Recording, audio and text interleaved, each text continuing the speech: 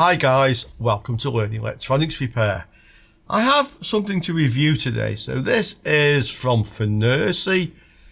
This is their new USB tester, so FNB-C2 USB tester, analyzer, and I've been using something similar for FNIRSI for at least a couple of years, and that's this one. I use this a lot, so I'm interested actually to see just how this one compares with it. What's the difference? Well, the one I've been using, the FNB-58, is 4 to 28 volt, 0 to 7 amps, 0 to 120 watt. And we see the resolution down here, okay? Interface is USB-A, micro USB, and Type-C. And the new one, 4 to 50 volt, an extra digit of resolution, 0 to 6.5 amps, so slightly less, 0 to 240 watt. And this doesn't mention the interfaces on the box. So let's have a look at the device itself. Well, we can see this is a USB-C device. Screen protector. It's a little bit tight in the box. Out it comes. Okay. The earlier model, quite a lot larger, you can see that actually. Okay, so this has general purpose connectivity. Okay, and this is clearly designed for the latest PD power supplies, USB-C, which, I mean, let's face it, now is the standard. The other types are all really obsolete now, but we do have equipment with them on, yeah. So I will compare both of these using my PD 3.1 power supply, 140 watt. But first, let's just have a look at the price of this. And we can see the original FNB-58, just over €40, and the FNB-C2, about 37-38, so slightly cheaper. So we can see price-wise, there isn't really any difference between these devices. I've already reviewed this, and I've used it on a number of my repair videos. I will link the original review, you can have a look at that. So we're going to concentrate on this new device. And this does have some interesting features. So as well as monitoring the voltage from your power supply, the current being drawn by the device it's powering or charging, the wattage, it will also allow you to control a power supply, PD 3.1, so you can actually set the output voltage and then connect some projector here if you like. Okay. It also will tell you what protocols the charger actually supports. It can give you information regards the quality of your USB cables. So some cables are better than others. In fact, we'll try a couple of different cables on this and we'll see if we can see any difference. I do know it has a feature whereby you can charge a device and leave this monitoring, and it will actually calculate when the battery is fully charged what the capacity of the battery actually was. So I think that's great for testing laptop batteries, mobile phone batteries, to see if they actually do have the capacity they say. So there's quite a few things you can do with this.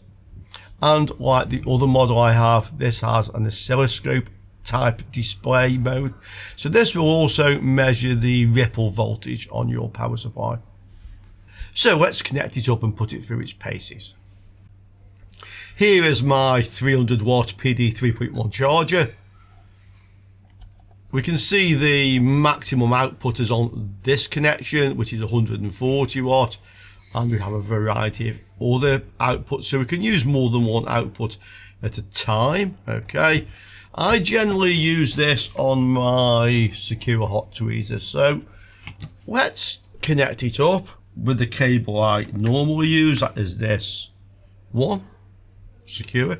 Okay, so to do this, we're going to plug into the power supply, into the tester, and we're going to plug that into the hot tweezers. Okay, well, it's booting up and it says menu. Let's see how intuitive this is to do. So we're going to go to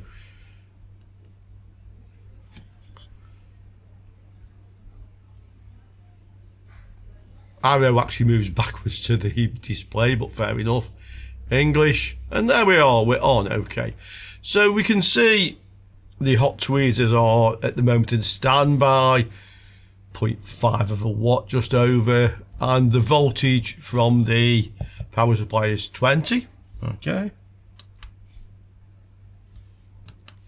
let's just switch this on, hold the button in. Right, we're heating. We can see straight away it went to about 93 watts. This is up to temperature, but I will increase the temperature.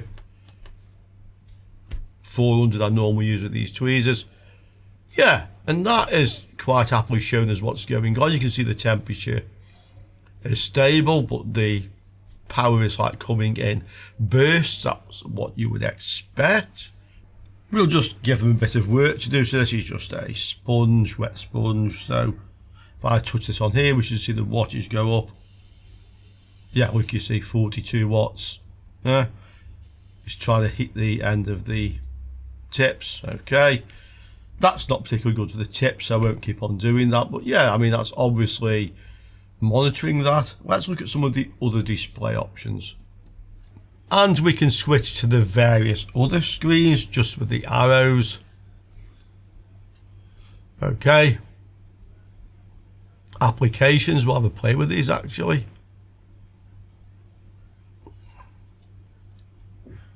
And back to this screen. So I mentioned the applications, fast charge, settings, utilities, energy stats, back to fast charge. Okay, so what this will do is test the fast charger to make sure that it actually does support the voltages it says it does. Yeah, and this is why it's saying disconnect other devices before use. The high voltage may damage the device. Now I know in fact these tweezers will handle all of the voltages this charger can provide, but I just want to show this to you. So if we disconnect this, you'll see the screen dims and goes off, and we can't get it to come back on again. Yeah, that had me puzzled. So I found the user manual, and I will just mention actually there is an online user manual video. Okay, runs for 2 or 3 minutes. It goes through all the various options on here, so I'm going to link that into the video description here, but I'll show you what I found. To use this feature, I need to connect another power lead here. So this is just from a 5-volt USB supply. It powers back up again. Okay, and now we can go to the fast charge test. Okay, ready. Okay, auto detection, scan protocols. Okay, and what it's doing now is it's scanning all the protocols which the charger supports, and any it finds that it does support, they will highlight like QC 2.0 just did. Okay, the ones which are greyed out, if you like, or not highlighted and not supported.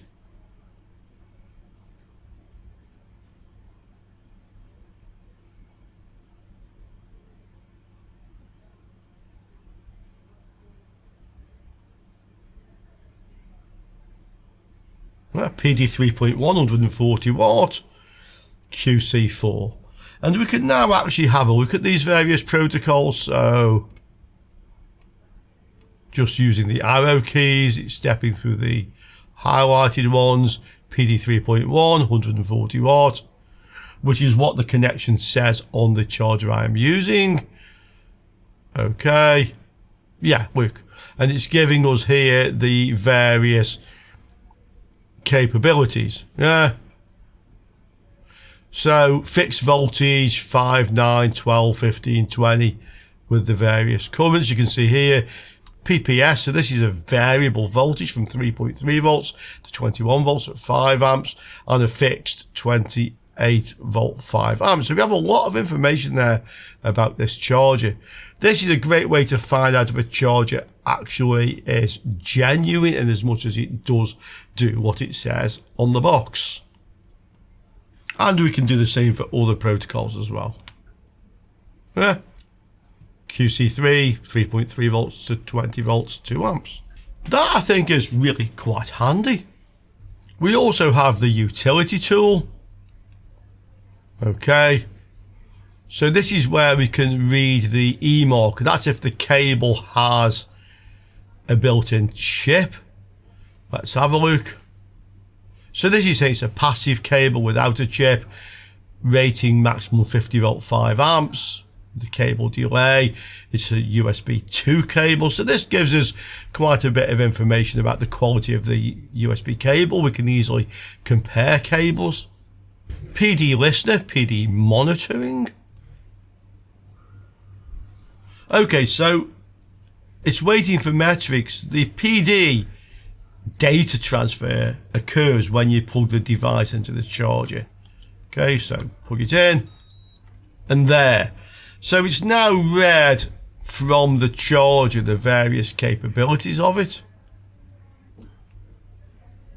And we can also see hex data here as well. QC to PD. I'm not totally sure what this one actually does. This does have a lot of features. Okay, so I think again I probably have to actually, no I don't have to actually, it now read some capabilities here. Okay. Yeah, for example here I can actually change the wattage. So I can control the power supply from here.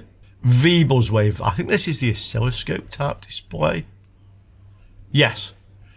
So at the moment we can see the voltage on the current. Okay. We can't change the time base like an oscilloscope. Okay.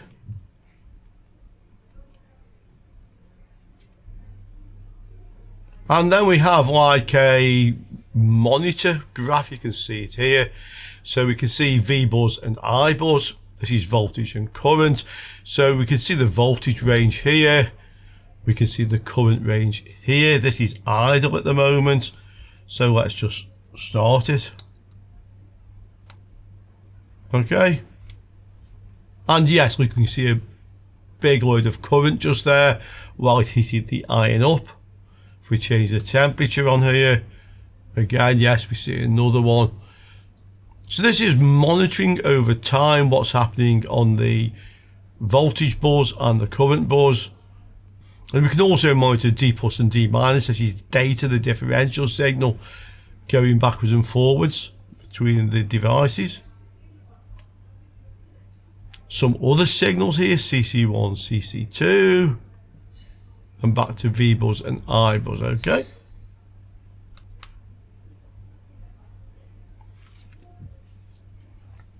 So this will give us a nice graph to show what is going on. So I think this really is a useful little device. We can use this to test USB cables, to check their capabilities. We can use it to calculate battery capacity, great for laptops and mobile phones and other devices. Test USB-C power supplies, which are everywhere these days, to see how well they actually work. Can they supply their rated value of voltage and current? Do they support all the protocols they claim to support? Check our devices, laptops, mobile phones, and no doubt other things to see how good the battery is. Is it deteriorating? Does it actually have the capacity it's supposed to have? So yeah, there's lots we can do with this. Nice little thing, I have to say. Also, this is a metal aluminium housing. I've just spotted on the back it actually says 0 to 7 amps, although in the sales documentation it said 0 to 6.5. Maybe they found another 500 milliamps from somewhere. Yeah, I like. Obviously, if you just want to monitor charge current, voltage from the power supply, You don't want the features like the battery check, the oscilloscope type mode where we can see ripple and such like, then there are cheap little analyzers you can buy. But for the price, I would say, based on the capabilities, if those are going to be useful to you, you're going to love this. Okay, hope you enjoyed that. Chat about it down there, and I look forward to seeing you all soon again on Learning Electronics Repair. Ciao for now, guys.